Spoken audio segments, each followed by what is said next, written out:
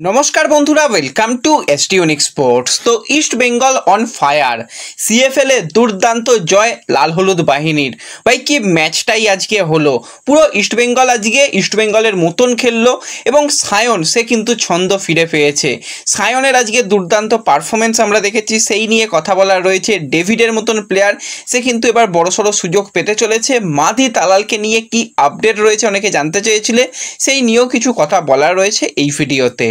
তাই ভিডিও শুরু করার আগে একটাই রিকোয়েস্ট, চ্যানেলে যারা প্রথমবারের জন্য এসেছো মনে করে চ্যানেলটাকে সাবস্ক্রাইব করে নিও, তাহলে প্রিয় দলের খেলার সমস্ত আপডেট তোমরা এখানে পেয়ে যাবে।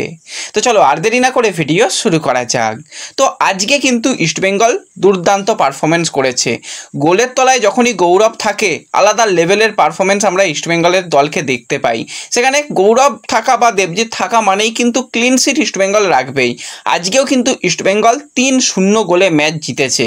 এবার ইস্টবেঙ্গল প্রথম দিকে সেইভাবে ছন্দে ছিল না, তার একটাই কারণ এই বছরে বঙ্গ সন্তান একটু তুলনামূলক বেশি খেলানো হচ্ছে, 6 জনকে ফার্স্ট 11-এ রেখে খেলাতে হবে। তো ইস্টবেঙ্গল এই যে একটা দল সেট করতে একটুখানি সময় লাগছিল, বেশ কিছু প্লেয়ারকে পাওয়া যাচ্ছিল না, চোট সমস্যা, কাঠ সমস্যা, অনেক রকম সমস্যা, সেই মিলিয়ে মিশিয়ে একটু সমস্যা হচ্ছিল। কিন্তু যখন থেকে বেশ কিছু সিনিয়র প্লেয়ারকে দলে প্রমোট করা হয়েছে, বঙ্গ সন্তানগুলোকে খেলানো হচ্ছে, তখন থেকে কিন্তু ইস্টবেঙ্গল তারা ছন্দ ফিরে পেয়েছে, সেটা বলাই যায়। আর আজকে কিন্তু ইস্টবেঙ্গল পুরো ডমিনেট করেছে এবং তোমাদের জানিয়েছিলাম ইস্টবেঙ্গল যদি আজকের ম্যাচ জিততে পারে পয়েন্ট টেবিলের 1 নম্বরে তো যাবে এবং অবশ্যই তারা কিন্তু পরবর্তী রাউন্ডে যাওয়ার অন্যতম দাবিদার হিসাবে থাকবে। তো সেক্ষেত্রে ইস্টবেঙ্গল ম্যাচ বাই ম্যাচ এগোবে, যেরকমটা জানিয়েছিলাম। আজকে দলে অনেকগুলো পরিবর্তন আমরা দেখতে পাই, তো সেইভাবেই নজর ছিল যে আজকে ঠিক গোলের রাস্তাটা কিভাবে ওপেন হয়। সেখানে সায়ন অসাধারণ জোড়া গোল ফার্স্ট হাফের মধ্যেই করলো, হ্যাটট্রিক করার সুযোগ ছিল এবং যেভাবে আজকে সায়ন পুরো অ্যাটাকটাকে সামলেছে, পুরো অ্যাটাকটা জুড়েই কিন্তু আজকে সায়ন।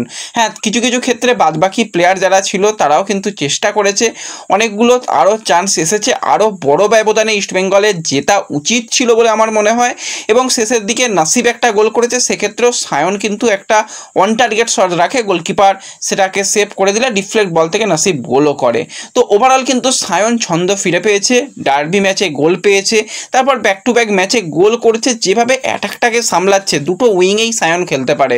তো ওভারঅল কিন্তু সায়নের জন্য আজকে ম্যাচটা দারুণ গেছে এবং সায়ন কিন্তু আজকে ম্যাচ শেষ মানে এত ভালো গোল করার পর তারপর তার কাছ থেকে একটা সুন্দর সেলিব্রেশন দেখলাম। ডিয়াগো জোটাকে কিন্তু সে কিন্তু সম্মান জানিয়েছে, শ্রদ্ধা জানিয়েছে, সেটা কিন্তু আজকে আমরা দেখতেও পেলাম।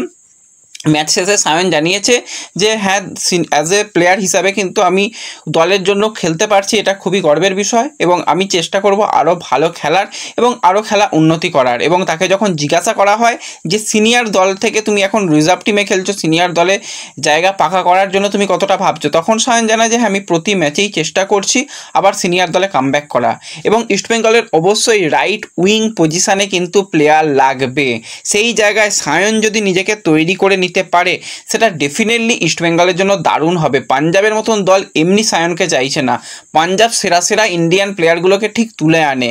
তো সেক্ষেত্রে ইস্টবেঙ্গলের উচিত সায়নের সঙ্গে দীর্ঘমেয়াদী চুক্তি বাড়িয়ে নেওয়া এবং সায়নকে আস্তে আস্তে যেরকমভাবে সিএফএলে ব্যবহার করা হচ্ছে, রিজার্ভ টিমে ব্যবহার করা হচ্ছে, সেইভাবে আস্তে আস্তে সুযোগ দেওয়া হোক। হ্যাঁ, তাকে বলছি না ফার্স্ট 11-এই খেলাতে হবে, মাঝে সাঝে 10 মিনিট 15 মিনিট 20 মিনিট করে তাকে দেখে নেওয়া দরকার। এবং সায়ন থাকা মানে কিন্তু তার মধ্যে একটা আলাদা এনার্জি কাজ করে। তো এই সিজনটা সায়নের জন্য ডেফিনেটলি খুব ভালো যাচ্ছে, ভাল্লাল পেকার জন্য খুব ভালো যাচ্ছে, বেশ কিছু প্লেয়ারের জন্য কিন্তু খুবই ভালো তারা পারফরমেন্স করছে। তাদের অবশ্যই পরবর্তী সময় সিনিয়র দলে এলে ইস্টবেঙ্গলের সিনিয়র দল আরও বেশি শক্তিশালী হবে বলে তো আমি মনে করি। তো এই যে গ্রুপ থেকে কিন্তু টোটাল 3টে দল পরবর্তী রাউন্ডে কোয়ালিফাই করবে সুপার 6 রাউন্ডে। তো ইস্টবেঙ্গলের তো সুযোগ এখনও রয়েছে, সুযোগ নেই বলাটা ভুল, কিন্তু এখনও ম্যাচও ইস্টবেঙ্গলের কাছে পড়ে রয়েছে। এখনও কিন্তু ইস্টবেঙ্গল যে কটা ম্যাচ খেলবে প্রত্যেকটা ম্যাচে ইস্টবেঙ্গলকে মাস্ট উইন ম্যাচ হয়ে গেছে।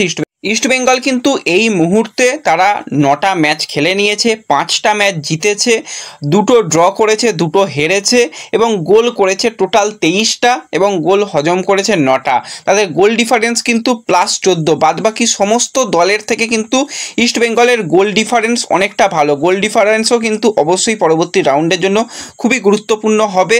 আর আজকে সুরুচি এবং পুলিশের ম্যাচ ছিল, সেই ম্যাচটায় 2-2 গোলে ড্র হয়েছে এবং ইস্টবেঙ্গল কিন্তু কিছুটা হলেও হলো বাড়তি সুবিধা পেয়েছে এবং পরবর্তী ম্যাচগুলোও জিততে হবে। তাতে সিনিয়র প্লেয়ার বেশি খেলাতে হলো কোনো অসুবিধা নেই। কখনোই তো সিএফএল বাচ্চাদের খেলা নয়, সিএফএল বড়দেরই খেলা। তো সেখানে অবশ্যই প্লেয়ারদের সুযোগ দিতে হবে এবং সায়নের মতন প্লেয়ারকে কিন্তু একটু সুযোগ দিলে কিন্তু সেটা ভালো হবে, খারাপ হবে না।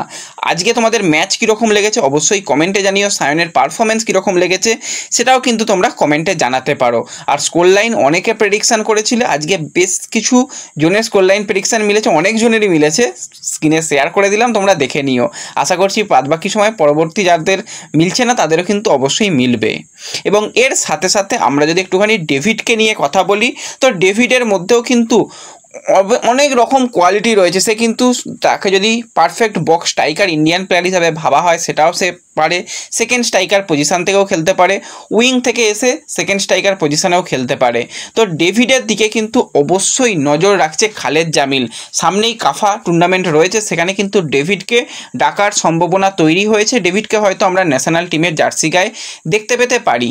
তো অবশ্যই এটা কিন্তু খুবই ভালো ব্যাপার এবং ডেভিড ধারাবাহিকভাবে সুপার সাব হিসাবে ইস্টবেঙ্গলে হয়ে যেরকম খেলছে, তো অবশ্যই ডেভিডকে জাতীয় দলে আমরা দেখতে চাই। তো দেখা যাক পরবর্তী সময় খুব তাড়াতাড়ি জাতীয় দলের স্কোয়াড ঘোষণা হবে, সেখানে ডেভিডের নাম আসে কিনা, বিষ্ণুর মতন প্লেয়ারের নাম আসে কিনা সেই দিকে অবশ্যই আমাদের নজর থাকবে। এবং এর সাথে সাথে আমরা যদি একটুখানি মাধি তালালকে নিয়ে কথা বলি, তো মাধিকে নিয়ে অনেকেই জানতে চাইছিল তাকে কি আবার ইস্টবেঙ্গল ডেকে নেবে। দেখো মাধি তো এখনও রিহ্যাব করছে, কিভাবে একজন প্লেয়ারকে এই অবস্থায় ডেকে নেবে, এই অবস্থায় ডাকার কোনো ব্যাপারই নয়। এবং খুব সম্ভবত মাধি হয়তো ইস্টবেঙ্গলের সঙ্গে আর সামনে কন্টিনিউ নাও করতে পারে, কারণ যেরকমভাবে ইস্টবেঙ্গলের বিদেশি প্লেয়াররা পারফরমেন্স করছে, কার জায়গায় মাধিকে আনবে বলো। ইস্টবেঙ্গলের প্রয়োজন কিন্তু একজন সেন্টার ব্যাক খেলতে পারে, একজন ডিফেন্সিভ মিডফিল্ড পজিশনে খেলতে পারে, এরকম যদি একজন প্লেয়ার হয় বিদেশি প্লেয়ার, সেটা অবশ্যই সবথেকে বেশি গুরুত্বপূর্ণ। তো মাধিকে মনে হয় না ইস্টবেঙ্গল আর সুযোগ দেবে, মানে সুযোগ দেওয়ার মতন জায়গাও নেই। মাধির ফিরতে প্রায় নভেম্বর হয়ে যাবে। তো সে এখন রিহ্যাব করছে, এটুকুই প্রতিদিনই এই নিয়ে তোমাদের কাছ থেকে প্রশ্ন পাই যে তালাল কবে ফিরছে, তালাল নাকি ফিরছে শোনা যাচ্ছে, সেরকম কোনো আপডেট নেই। ভবিষ্যতে যদি সেরকম কোনো আপডেট থাকে তোমাদের অবশ্যই জানিয়ে দেব। তো এই ভিডিওতে এই আপডেটগুলোই শেয়ার করার ছিল। ভিডিও ভালো লাগলে লাইক শেয়ার করে দিও, চ্যানেলে প্রথমবারের জন্য এলে সাবস্ক্রাইব করে নিও। দেখা হবে পরবর্তী ভিডিওতে, ধন্যবাদ।